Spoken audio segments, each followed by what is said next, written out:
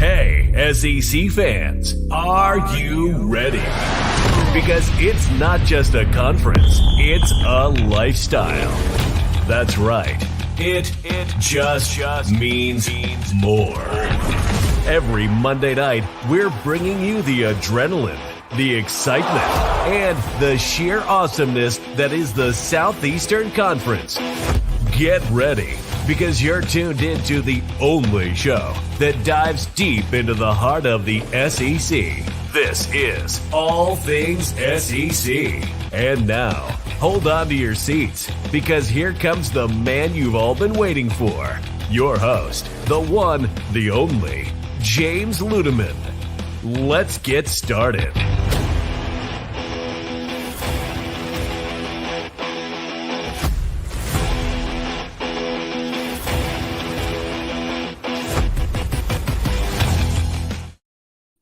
Welcome to another episode, another edition of All Things SEC.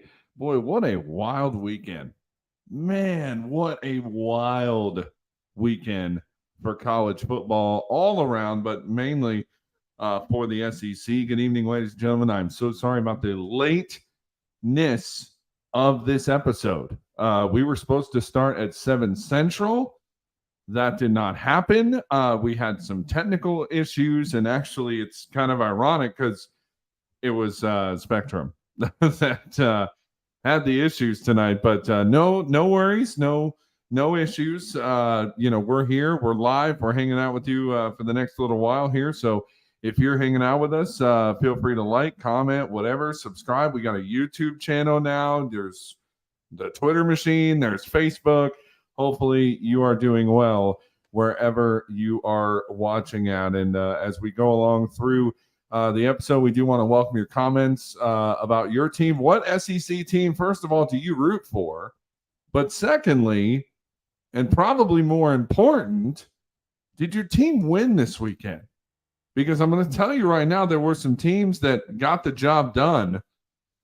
There were other teams that did not get the job done this weekend in week number 1 of college football. And as a matter of fact, as we get into our recap here, really started Thursday night, right? It was Florida taking on Utah on the road.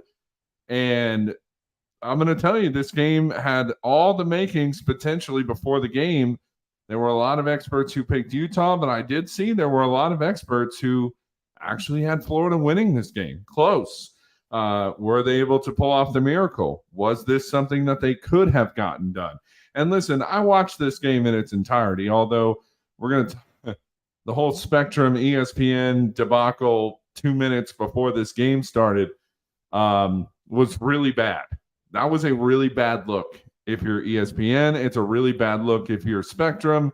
And I know it's not ESPN, it's really Disney, but that's a bad look. That is a very bad look for college football. And so 2 minutes before this game, I'm sitting on my couch. I'm watching the pregame. Bam, goes out. Well, thankfully, we have other options, right? We have other ways that we can watch college football. We have other ways that we can see games. And I'm not going to tell you what mine is because I want to keep it to myself, right? But I do have ways that I'm able to see every college football game, no matter what channel it's on, and I'll leave it at that. But watching this Florida game, we talked a little bit about this last week. It was very interesting to me that there were those out there who believed that Florida had zero chance in this game. I was not one of those people, by the way. I thought if Florida could find a way defensively to get the job done, that they could.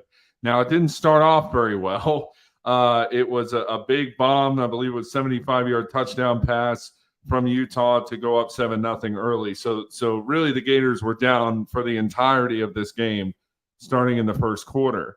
The interesting part of this, though, for me, was that Florida had opportunities. Florida had chances to come back in this game, right? I believe they had a 4th down and 2 that was good, and they were about to score, and it was called back due to a penalty. So many penalties in this game for Florida. They have to clean that up. If they're going to try to compete in the SEC East, against other teams who, quite frankly, on Saturday looked fantastic. And we're going to go through some of the scores here in just a second. But if they want to compete inside of the SEC and they want to compete inside and try to win the conference, which, by the way, is still possible. Okay, it's Utah, it's non-conference, so it really doesn't affect your conference schedule. So there's still an opportunity there. But when you look at teams who just absolutely dominated this weekend, Georgia, right? Tennessee, Kentucky, those three teams, just those three teams, looked fantastic. And, you could sit here and say, well, I don't see anything from Florida. I don't know if I'm ready to say that yet, because I will say their offense actually looked pretty decent. And I know that's not going to translate. They only scored 11 points, okay? But how many points could they have scored? How many points could they have gotten had they actually not committed meaningless, stupid penalties? Having two number threes on the field on special teams, that's awful. Getting down to the red zone twice and having two drives derailed, one which could have given you a touchdown, the other one led to a fourth down, which the field goal kicker just misses it. Like, how many times could you have scored and this game been completely different, right? On the touchdown drive that they did have, Graham Mertz moved the ball really well. So I don't know if I'm necessarily ready to believe that Florida isn't improving, but I will say that they have a lot of work to do. They've got to clean up the penalties. They've got to clean up the negative plays, right? That's what we say in football, the negative plays. Don't want to see that, all right? So going into next week, and Florida's going to be back at home next week when they take on McNeese State, which, for all intents and purposes, that is a lower-ranked team. Not saying anything could happen, but this is a good week to clean that up, because right after that, you're going to host Tennessee, and Tennessee is dialed in, and we'll talk about them here in just a second. All right, going through some of the other scores. Speaking of Tennessee, big win, 49-13. They played, technically, it was a home game, but really it was more of a road game, I guess. They played in Nashville, which is a few hours from Knoxville, but, man, it was all Tennessee. The offense looked fantastic. They clicked really well. There were a lot of experts out there who believed that Tennessee was going to kind of fall apart. I didn't see that. I don't know if you guys watched that. I definitely did not see that. I thought Tennessee played a great game. They were a team that, again, a lot of experts looked at this team and said, well, Hendon Hooker's gone, so what are they going to be? And to be honest with you, I think they surpassed expectations. I think that they went into a scenario where they were really, really good. And it was a situation where I don't know why people doubt this team. I'm not going to sit here and claim that I'm the biggest, Tennessee fan in the world, but at the same time, they did what they had to do. They got the job done, and that's the most important thing.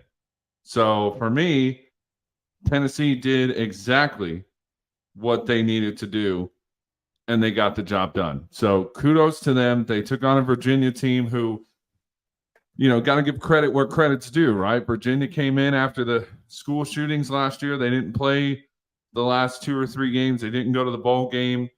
Tough situation there. And Virginia, to their credit, they came to play. Now, it didn't translate on the score, and there's obviously a lot of things Virginia, who's not in the SEC, of course, but, there is some, you can call it moral victory. I don't like to use that because there's really no such thing as a moral victory, but in that scenario, for Virginia, that's a moral victory. So kudos to them for being able to play that game, being able to get out there and play, but they unfortunately ran into a buzzsaw with Tennessee. And Tennessee, to their credit, they delivered. And so kudos to them. Let's talk about Ole Miss. Oh, my goodness. 73 points.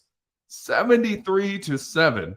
They beat Mercer. And again, guys, I understand there are some, and I think I fall into this as well. I fall into this trap of, it's playing lesser teams, right? You're playing teams that are not exactly on the level that you're on, right?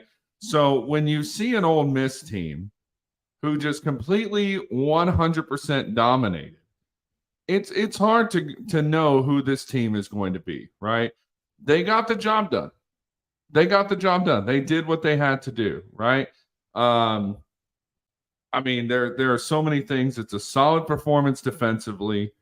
Um, I don't know what else you can really say about Ole Miss. I mean, they played and did exactly what they need to do. They looked like they were in control of this game from the beginning.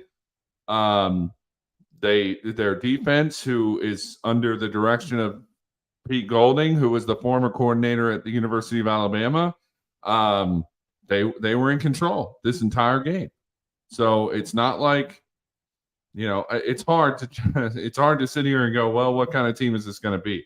We're not going to find out mostly what these teams are going to be, more than likely, until probably the third-ish week, right? Because that's when conference play gets going. So again, unless you're having a top 15 matchup, like there are a couple teams who had that, we're not going to know who's good and who's not in week one, mostly.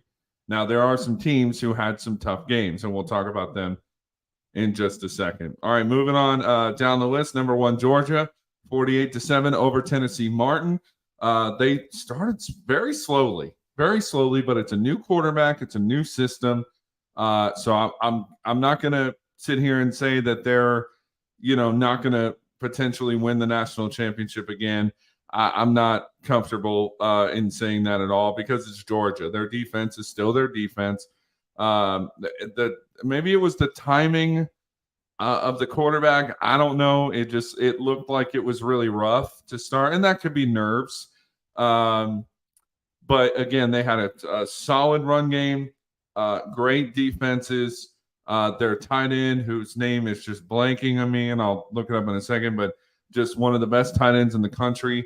Absolutely fantastic. Georgia went and did what they were supposed to do. Although again, it didn't start good early. It looked kind of rough at times, but they got the job done. They do what number 1 teams do, and that is win. Texas A&M defeated New Mexico 52-10. That was also a very good game. Texas A&M, did exactly, again, we're going to say this a few times, they did exactly what they needed to do. They just that's another team that just looked really good, right? They looked confident. They were present. When you watch this game and you go back and watch it, look at the overall, mindset of the team, right? In first games, when you're playing these littler teams, it's a little bit harder to kind of get into it, right? But I actually think, out of all the teams, including Alabama, out of all the teams that played Saturday, I thought Texas A&M looked the best out of all of them. And that's saying a lot, because last week on the show, we talked about Texas A&M and we really weren't sure, right? They're a team that you're just not sure. You don't want to pick them, but then again, you don't want to pick against them, right? But when you watch this game, just look at the mindset of these guys. Look at the way that they carry themselves. The attitude is just different, right? So that was something very interesting to me that I noticed while watching this game. And Texas A&M got the job done. They did exactly what they needed to do. They had great quarterback play. That's going to be an ongoing theme for this team, I believe, moving forward. Next game we'll talk about, it was the nightcap. It was North Carolina versus South Carolina. And I'm telling you, South Carolina, they started pretty good early. They definitely had some struggles. It was tough. They didn't tackle very well. I will say that much. They missed a lot of opportunity. They had a solid run game. Quarterback, again, we've talked Spencer Rattler, fantastic. We knew he was a baller. Did really, really well. I think that again, with the SEC schedule as a whole, right, for every team, this is not just for South Carolina, but for every team. I think that you are going to have to figure this out now before it becomes a really big problem later. Now, again, South Carolina's at home. They didn't want to lose this game. I totally understand that. I totally get it. You don't want to lose the game, right? I get that. But at the same time, you also don't want to get into a scenario where you're doing this against Georgia or Tennessee or Florida or whoever, right?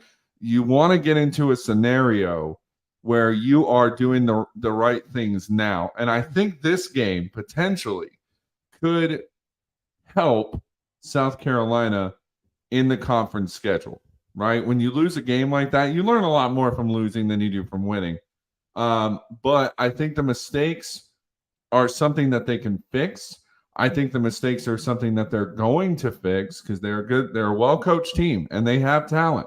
There's a lot of good things, but you got to make your tackles. You've got to do with the little things, and they just didn't do it. And they unfortunately were overwhelmed by a North Carolina team who just, quite frankly, played better. And that's, it's unfortunate, but it's where we're at. So if you don't play well enough, you're not going to win games. That's as simple as that. Let's see. Alabama, Middle Tennessee. A lot of doubts about Jalen Milroe. A lot of doubts. I'll admit I was not for sure on the quarterback situation.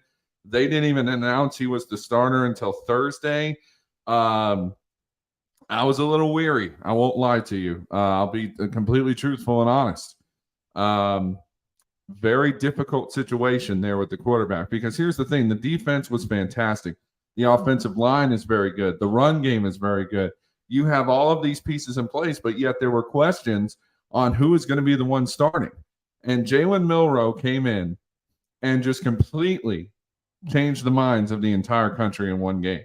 Now, granted, again, they're playing Middle Tennessee State University, so I'm not ready to get hyped yet. But I will tell you, they are going into a very big game this weekend in Tuscaloosa against Texas. It is a huge game. This is the game where you want to see Jalen Milroe take the next step and take ownership of this starting role and take ownership of this team. He's already done that at this point. But I think these bigger games in the spotlight, you're going to have more of an audience watching. College Game Day is going to be there this Saturday in Tuscaloosa.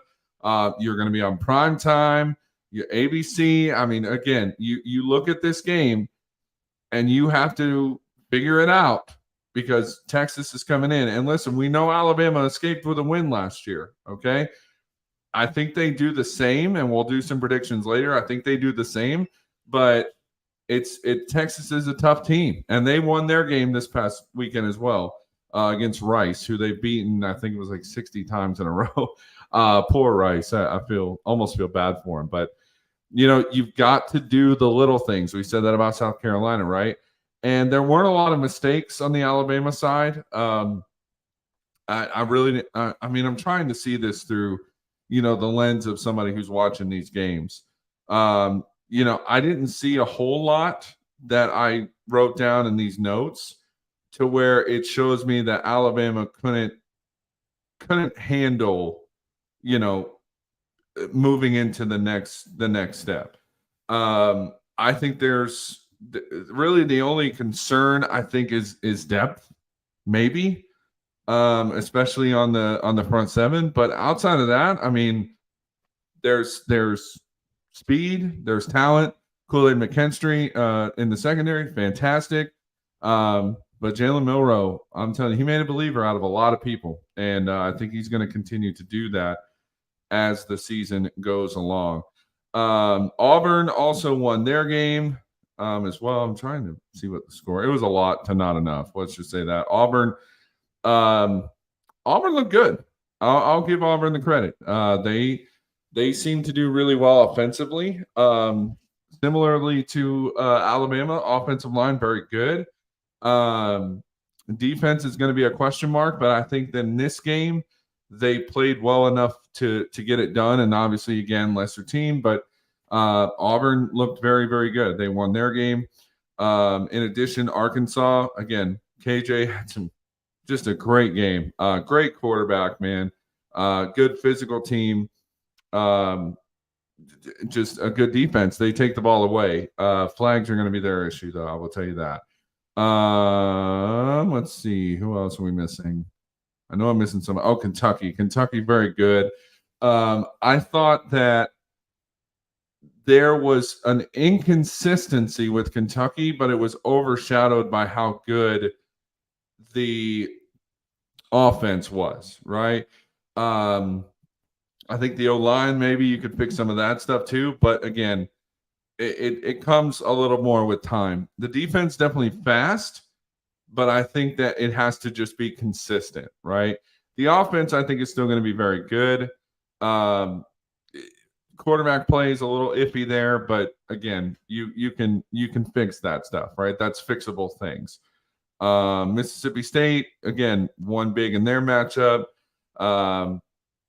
Rodgers was pretty solid, I would say. Missed a couple, but he really kind of pulled it together. Interesting scheme work, right, for Mississippi State. You have the air raid offense. They're kind of starting to, get away from that. Unfortunately, with Mike Leach's passing, that is tending to happen when you have a new system in place, right? So it's a scenario where these teams are going to have to, start to figure things out differently offensively. I would say very impressed with what I saw from Mississippi State. It's a completely different offense, though. I will say that. So there'll be some things that they're going to have to take care of. Missouri won big. We already talked about Ole Miss, Tennessee, Vanderbilt moving to 2-0. Hey-oh, let's go. Great start for them. Hey, 2-0, non-conference, got the job done. Had a big win on Saturday. So definitely some opportunity there to, get things done. So that's a little bit of the recap as well. Winners and losers for the weekend. Okay, so I intentionally left out one score. And the reason I intentionally left out one score was because this was the game that I will not lie to you, I was looking forward to the most. LSU and Florida State. Both of these teams inside of the top 10. Both of these teams could be perennial college playoff potential teams, right? Two teams who just absolutely looked like they were going to potentially run away with their respective divisions, right? The ACC and the SEC West, and potentially, if they could beat Georgia, of course, the potential SEC champion, LSU Tigers. So many booked them into that spot, okay? Here's the thing about this game that I think may shock some of you.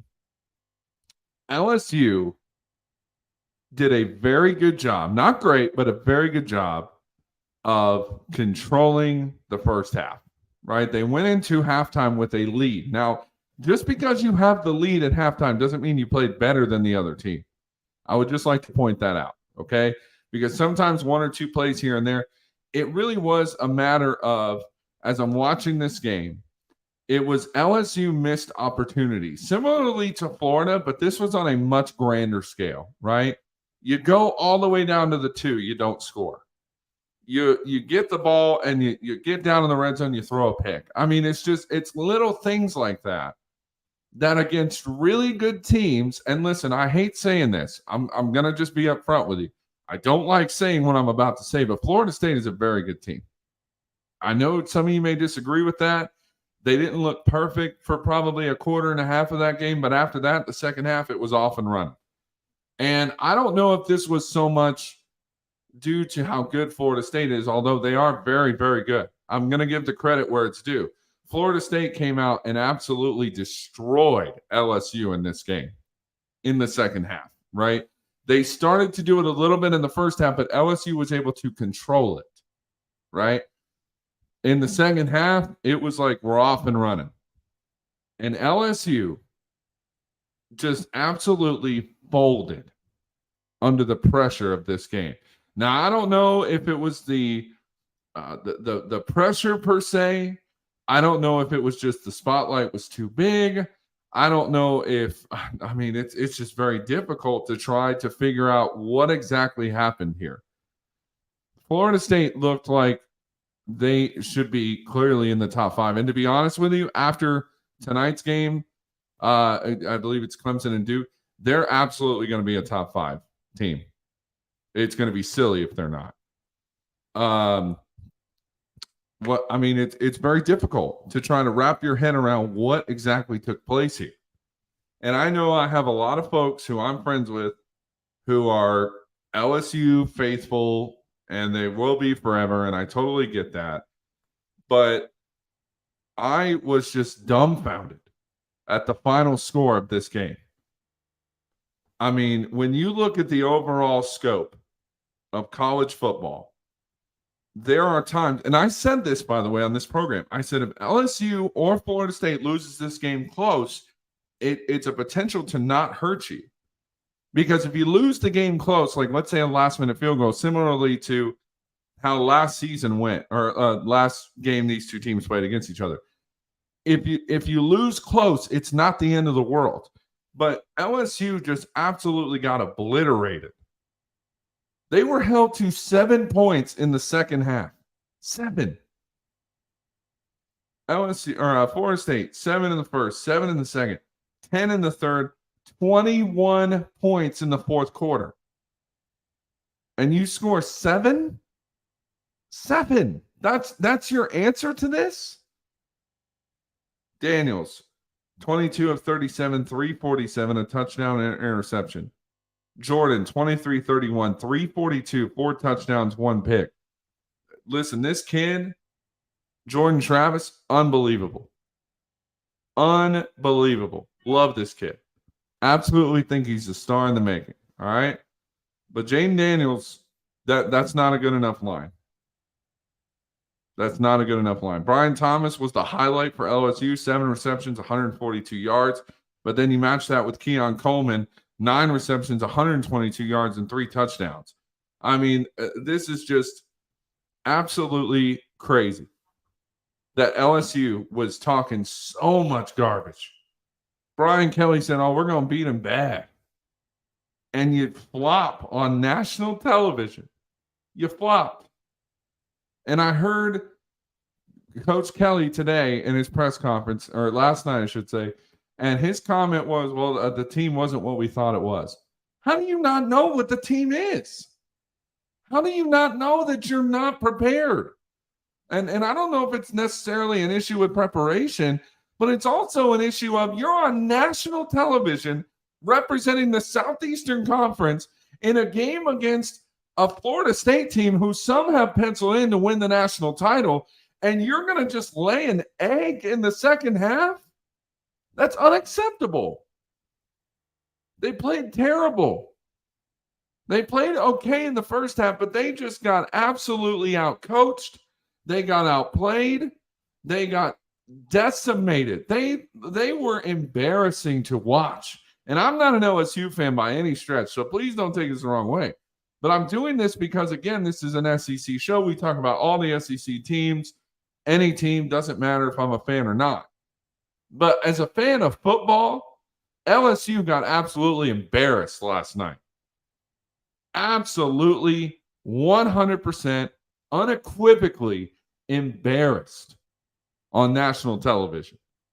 And Brian Kelly's going to have to fix it. Because I'm going to tell you this right now. If he expects the rest of this schedule to be as easy as what last night was, you're in for a rude awakening. Because these teams that we've already talked about, your Mississippi States, your Arkansas, your Ole Miss, Auburn even, then you got Alabama, Florida, and Texas A&M. I could probably go through this schedule and say that there's at least 2 losses inside of those schools that I just named. At least 2. You blew it. LSU, you blew it. You had a chance to take down a top 10 team, and you didn't do it. And here's the thing. If LSU runs the table, let's just say they go the rest of the way, they win the SEC championship, they probably get into the playoff. But if they fall short and don't win the SEC championship, you could look at this game and go, they already played a top 10 team and they didn't win. And not only did they not win, it could even be argued, well, we played a top 10 team, and had we only lost by a field goal, we had an argument to be in the top 4. But here's the deal, you got obliterated.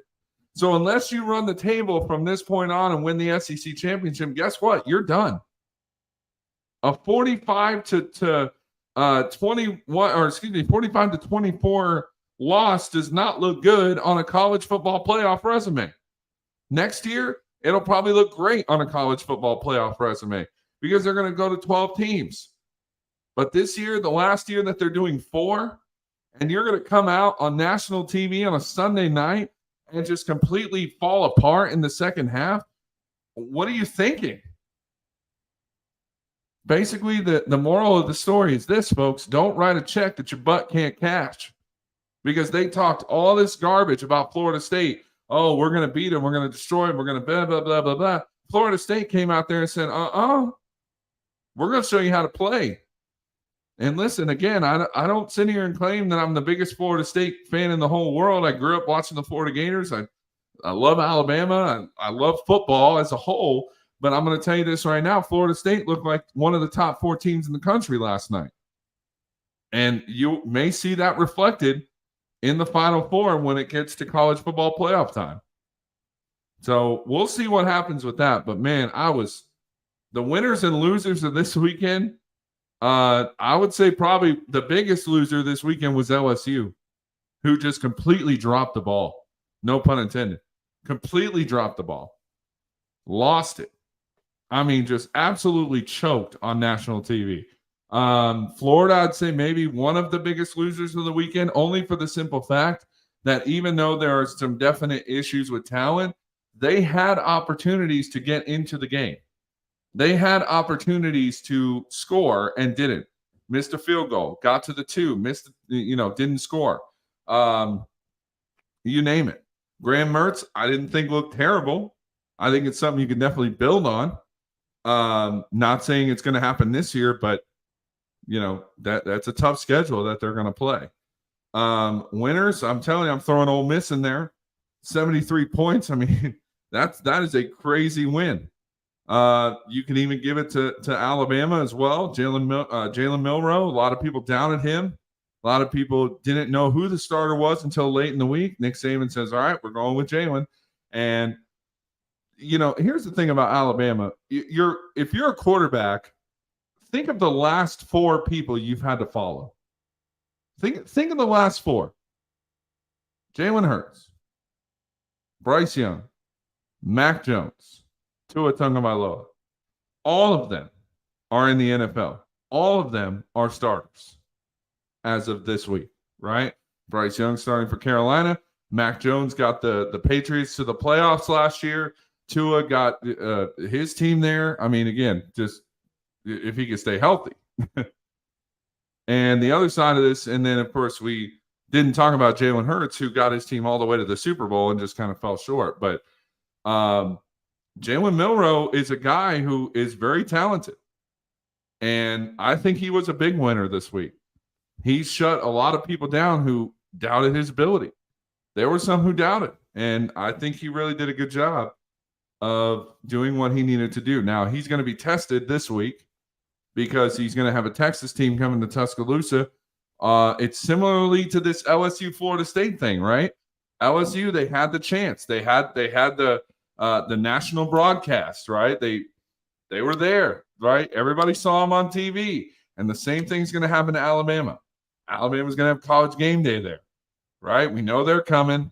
So you're going to have national attention and you're going to have to rise to the challenge. And if you're the University of Alabama, you're up. So I think the loss for LSU, while technically it does not put them out of contention for an SEC championship or for the college football playoff, I just think that that's a loss that you can look back on later in the season. And if you lose another one and you say, well, what's your qualification to get into the Final Four? That loss against Florida State could be the argument to say, well, no, I don't think they should get in. That could be the reason, right? Now, next year, things are going to change, right? No divisions. You'll have 12-team playoff, which I have this gut feeling that half of those teams, if not more, are going to be SEC teams. That's just the way it goes. Now, with all of this conference realignment garbage and everything else that's going on right now, it is a wild time in college. But there are 2 teams in the Pac-12 next year. Two of them. I don't know how in the world they're going to fix that. But they got like a super army in the Big 12, I believe it is, or the Big 10, one of those two. Just absolutely insanity going on right now in college football. And by the way, just real quick, I want to give a shout out, Coach Prime. Fantastic game. That game, Colorado TCU. I'm gonna tell you, I watched that game. There really weren't a lot of SEC games going on at the time, but man, that Colorado TCU game was fun. It was fun to watch, man. Coach Prime is a beast. Just a presence, right? He has a presence about him that I think makes him watchable. And so to be honest with you, I turned in just to see how it was going to go, right? I think Fox was there, if I remember right. I'm pretty sure that's correct. Fox was there doing their pregame show. So I just went, yeah, I'll just check it out. It's already on, so let's just see what happens. And boy, that was a shootout. It was an absolute shootout. Now, Colorado is going to have a very tough schedule on their own, but that's neither here nor there. All right, so let's take a look at what to expect in week number 2. So I'm going to get this schedule part pulled up here, and let me get this going. All right, so SEC football schedule for this coming week. Let's go to week 2. Excuse me for the delay. All right, Vanderbilt is going to take on Wake Forest on the road. Let me see. What do I think? I will say, let's see. So Wake Forest they won their game last week, 37-17. I say Vanderbilt wins. I'll give Vandy some love. I think Vanderbilt finds a way to get it done on the road to move to 3-0 before they start conference play. Ball State travels to Georgia. Yeah, we all know who's winning that game. That'll be Georgia. Well, we'll do finals. So I'll say Vanderbilt beats Wake Forest. I'll go 31-17. I'll go 31-17 on that one. Ball State travels to Georgia. This could be obviously a double. It's going to be a double-digit win.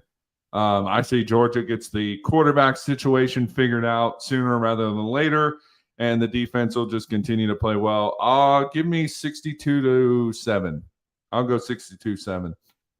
East Kentucky travels to Kentucky. Again, another big win. This will be another home game for Kentucky. Give me Kentucky. I'll go.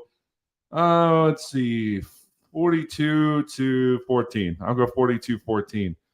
Kentucky beating Eastern Kentucky.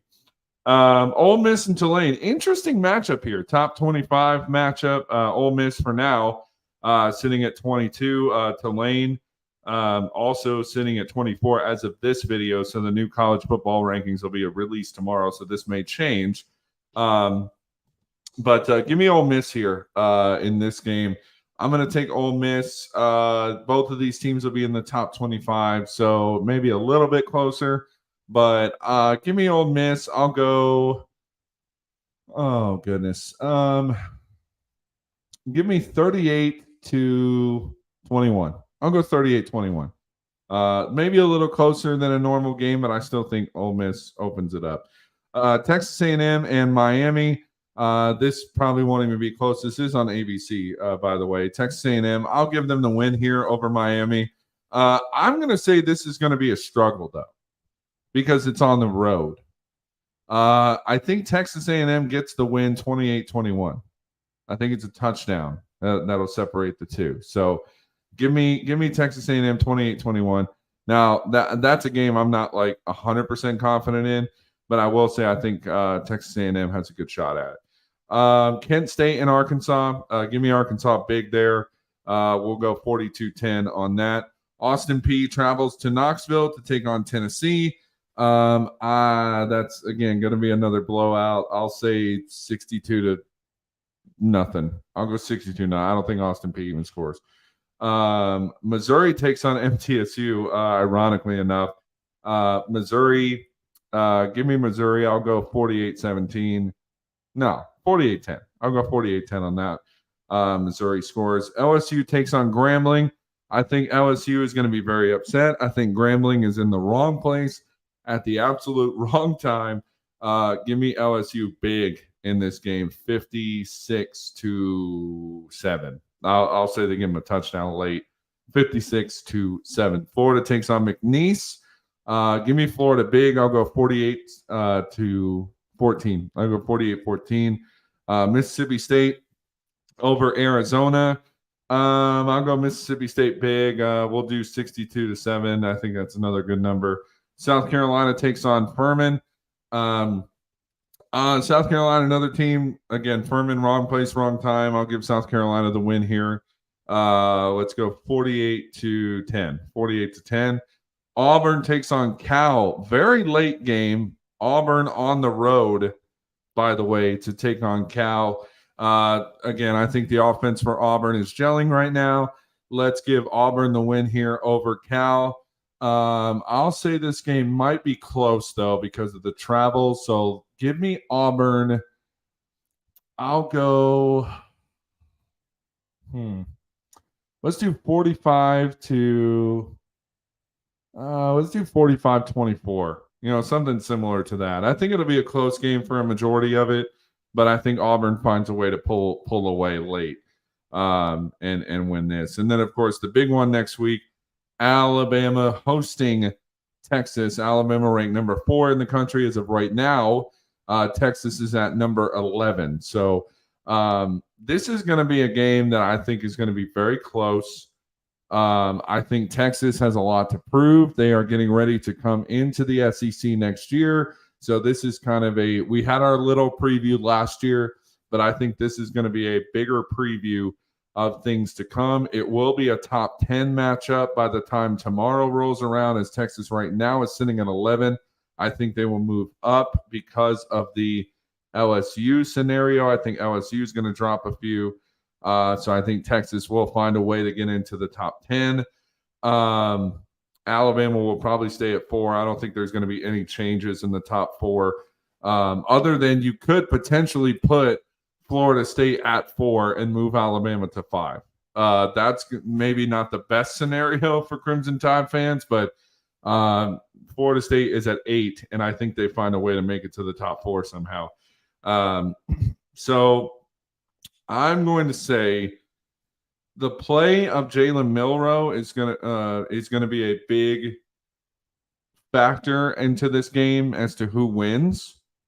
And I think Alabama is out to show the world something, because there are so many who believe year after year that Nick Saban is done and that Alabama's time has passed and blah, blah, blah, blah, blah about all of that. But I think Alabama at home, I'm going to take Alabama. The final score, I think, is going to be close, however. I'm going to go Alabama 42, and I think Texas will score. Well, maybe not close. Boy, this is a tough one because this is such a toss-up for me. Let's go Alabama 34, and I think I'll say Texas 24. I'll say a 10-point spread in that one, because I think, again, that Texas can score. This defense for Alabama is very good, though, but it is going to be top 10. It's going to be prime time. You got to expect there's going to be some mistakes at some point from Milroe. Maybe there won't be. Hopefully there won't be. But interesting matchup here to kind of kick off what's going to be next season. So I still think Alabama at home is the better matchup here. But give me a 10-point victory, and I think that's definitely doable. So Alabama will win at home this coming Saturday at 7 o'clock Eastern time on ESPN. That's going to do it for us here at All Things All Things SEC. I also said all things ESPN because I was looking at the thing. Again, thank you so much for tuning in tonight. I do hope you guys are having a great week so far. Happy Labor Day to you. Looking forward to just continuing to grow this as best we can. Make sure you follow us on Twitter at All Things SEC. YouTube, you can follow youtube.com/allthingssec. And of course, on our official Facebook page as well at All Things SEC. So we will see you guys next Monday night after the dust has settled for week number 2. We will talk week number 3 and get you ready because college football this week we'll have our last little bit of smaller-ish games. And then next week we start to move into conference play. So looking forward to that. So thank you all again for watching. I do hope you have a great rest of your Labor Day tonight if you're not already asleep. And thanks for tuning in. Have a great week, everybody. We'll talk to you next week right here on All Things SEC. Have a good night, everybody.